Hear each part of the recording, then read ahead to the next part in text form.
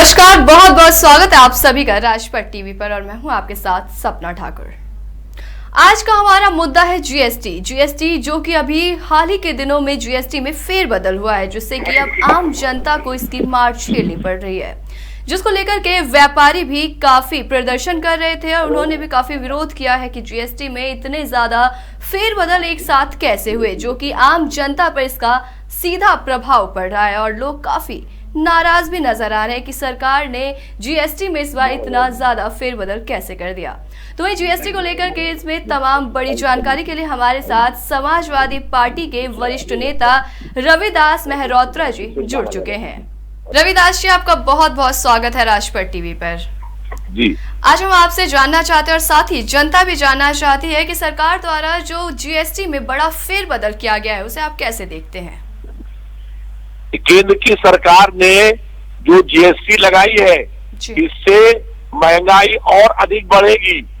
दूध, मक्खन, दही, पनीर, आटा, दाल, चावल, इसके ऊपर जीएसटी लगाना पूर्ण रूप से अनुचित है, गलत है। और सरकार ने जो जीएसटी लगाई है इससे महंगाई और अधिक बढ़ेगी, जनता और अधिक परेशान होगी। जो ये भाजपा की केंद्र में और प्रदेश की सरकारें हैं, ये दोनों सरकारें जनता की में उस फेल हो गई है। सारे मोर्चों पर लगातार महंगाई बढ़ रही है और सरकार महंगाई को रोक पाने में पूर्ण रूप से अक्षम हो गई है। लगातार दाम बढ़ा रहे हैं पेट्रोल के, डीजल के। हम लोग ये मांग कर रहे हैं कि डीजल और पेट्रोल को भी जीएसटी के दायरे में लाया जाए, लेकिन सरकार उसको लेकर के नहीं आ रही है। और दही, दूध, मक्खन, दाल, चावल, रोटी, आटा पर टैक्स लगाने का काम हो रहा है। ये गरीब आदमी के पेट पर लात मारने का काम है।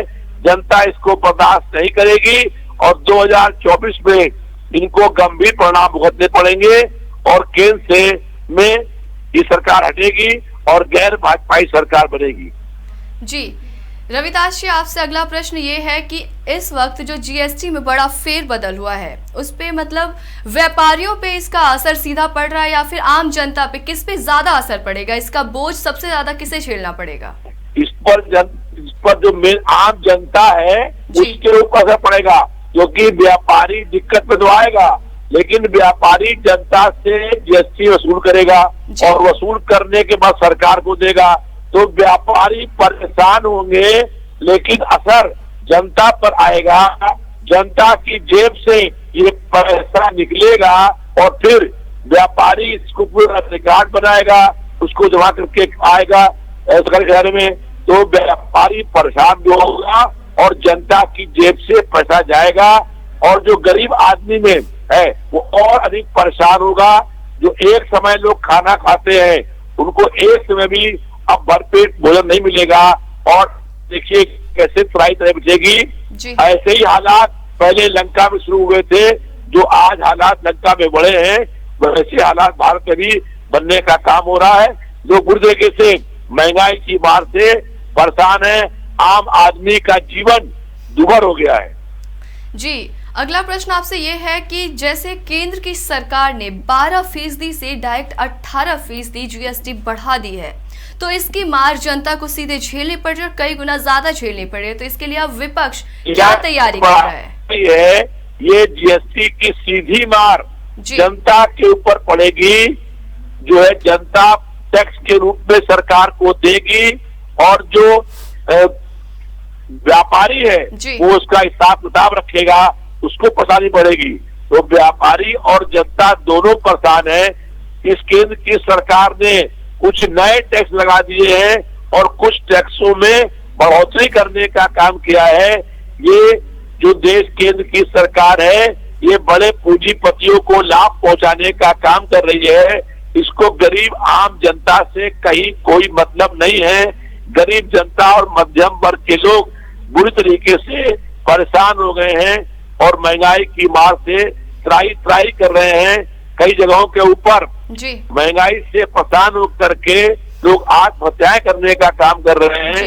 इस सब के पीछे भारतीय जनता पार्टी की केंद्र की सरकार, प्रदेश की सरकार दोषी और जिम्मेदार है, जिसके कारण से लगातार महंगाई बढ़ने का काम हो रहा है। रविदास जी, ये जीएसटी जो लागू की गई है उसके बाद अब विपक्ष की क्या तैयारियां हैं? हम लोग जो है विधानसभा के अंदर भी, लोकसभा के अंदर भी सरकार को घेरने का काम करेंगे जी। अगर ये जीएसटी सरकार, पहले भाजपा की सरकार जीएसटी का विरोध करने का काम कर रही थी और आज जब सरकार में आई है तो लगातार जीएसटी लगा करके जीएसटी बढ़ाने का काम कर रही है, टैक्स पर टैक्स लगाने का काम कर रही है और जनता टैक्स की मार से दब रही है।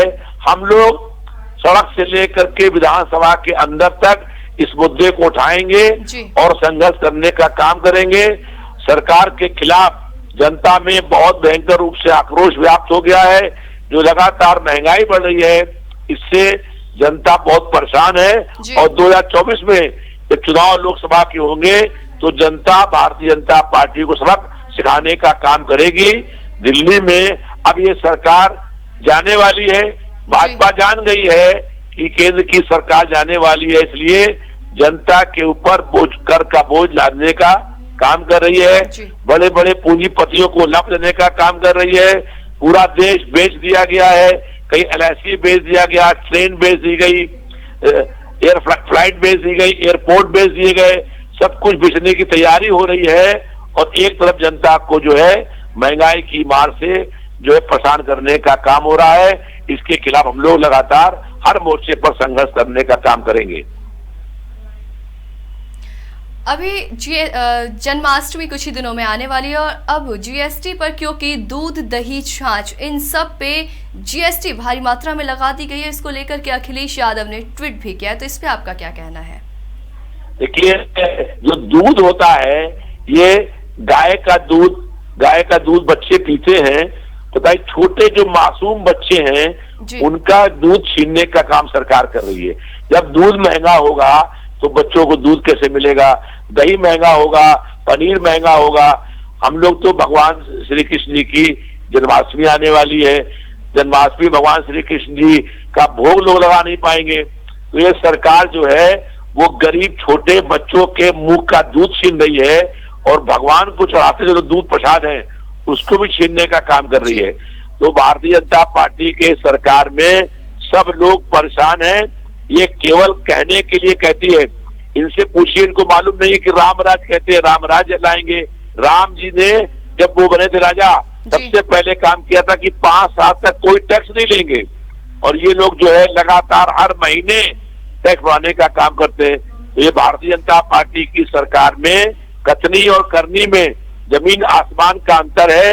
ये जो कहते हैं वो नहीं करते हैं और जो करते हैं वो कहते नहीं है। ये धोखे से बेईमानी करके चुनाव जीत गए हैं और जनता को इतने कम समय में इस बात का एहसास हो गया है कि हमसे बहुत बड़ी भूल हो गई और आज जो इसी कारण से लगातार महंगाई बढ़ रही है, जनता को अपनी भूल का एहसास हो गया है।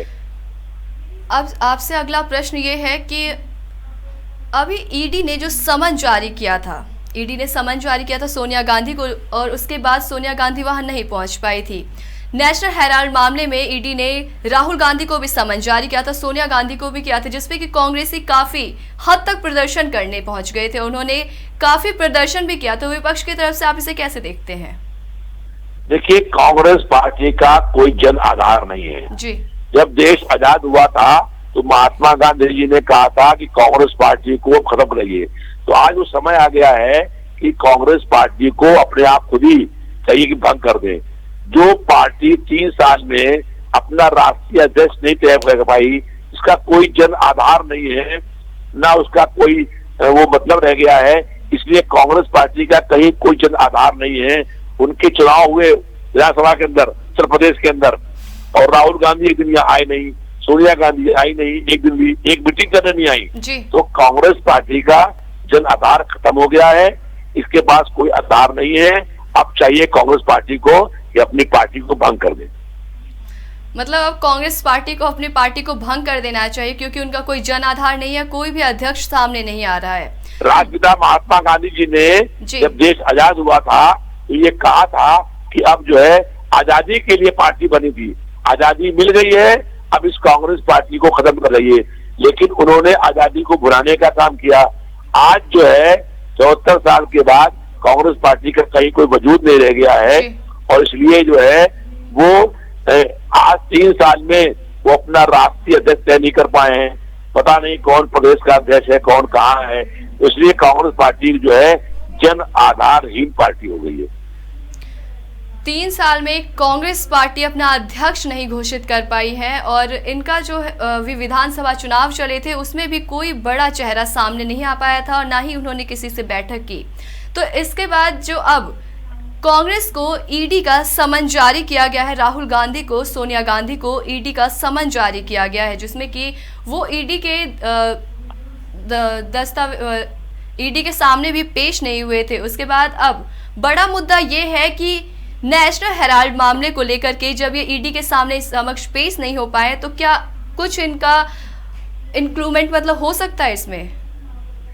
देखिए, ऐसा है कि भारतीय जनता पार्टी की सरकार विपक्षी नेताओं को कहीं ईडी के माध्यम से, कहीं इनकम टैक्स के माध्यम से, कहीं जो है और तरीके से सुप्रीम कोर्ट के माध्यम से, तरीके से उनको परेशान करने का काम करती है। भारतीय जनता पार्टी विपक्ष के लोगों को बदले मोहरा बना रही है। तो भारतीय जनता पार्टी जो है वो ये चाहती है विपक्ष भी, और इसलिए हम लोकतंत्र में हम लोग तो सेनानी हैं। हमारे मुलायम सिंह जी मुख्यमंत्री थे। अभी पहले भारतीय जनता पार्टी की केंद्र की सरकार कभी ईडी का, कभी इनकम टैक्स का डर दिखा करके विपक्ष की आवाज दबाने का प्रयास कर रही है। आरोप लगा करके उनको बंद करने का काम हो रहा है।